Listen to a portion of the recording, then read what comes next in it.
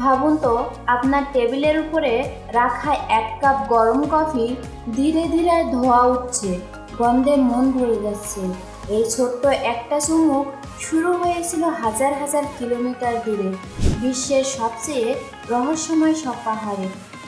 আজ আমরা যাত্রা শুরু করতে যাচ্ছি ইনস্ট্যান্ট কফির সেই অবিশ্বাস্য পথে, যেখানে রয়েছে বন জঙ্গল, কঠোর পরিশ্রম, বিশাল ফ্যাক্টরি, বৈজ্ঞানিক প্রতিক্রিয়া আর লাখো মানুষের গল্প। আমাদের যাত্রা শুরু হয় পাহাড়ের কোল ঘেঁষে থাকা কফি বাগান থেকে। এখানে প্রতিটি সকালে সূর্যের আলো যখন পাতার ফাঁক দিয়ে নেমে আসে, হাজার হাজার কফি গাছ দাঁড়িয়ে থাকে অল্প অল্প শিশিরে ভেজা। কৃষকেরা জানে এই গাছগুলো সাধারণ গাছ নয়, এগুলো একদিন পৌঁছে যাবে পৃথিবীর কোটি মানুষের চায়ের কাপে। কফির ফল দেখে বোঝা যায় এগুলো ছোট্ট লাল চেরির মতো, ভেতরে আছে দুইটি সবুজ বীজ, যা পরবর্তীতে আপনার ইনস্ট্যান্ট কফি হয়ে উঠবে। কফি বাগানে কাজ শুরু হয় খুব ভোরে। শ্রমিকেরা হাতে ঝুড়ি নিয়ে চেরিগুলো বাছাই করে তোলেন। শুধু পাকা লাল টকটকে চেরিগুলো নেওয়া হয়, ভুল হলে পুরো ব্যাচের স্বাদ নষ্ট হয়ে যেতে পারে। তারপর শুরু হয় বাছাই।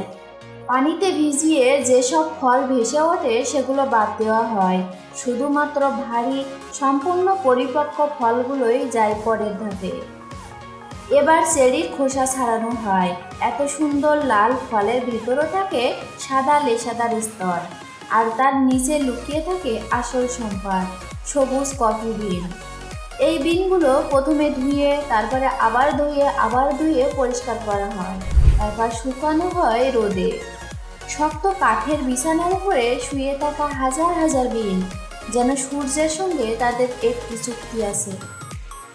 শুকানোর পর এগুলো শক্ত হয়ে যায়, রং হয় হালকা সবুজ।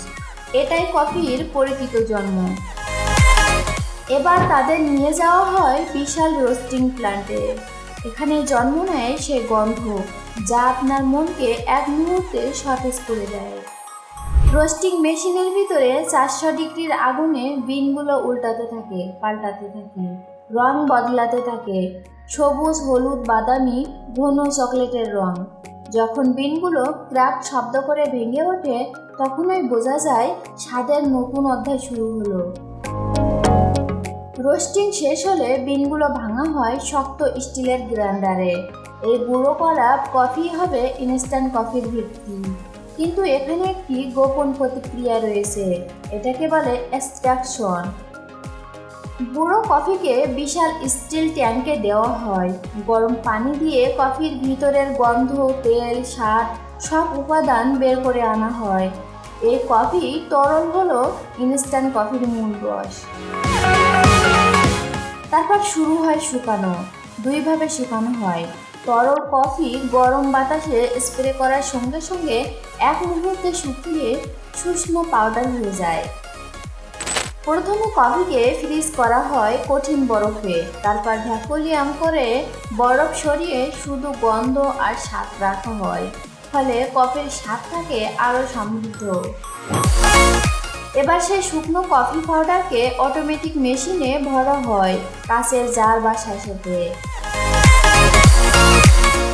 রোবট বাহু লাইন ধরে জার ধরে মেশিন মেপে মেপে পাউডার ফেলে, লিড বন্ধ করে, সিল লাগায়, আর কয়েক সেকেন্ডের মধ্যে শত শত বক্স রেডি করে ফেলে।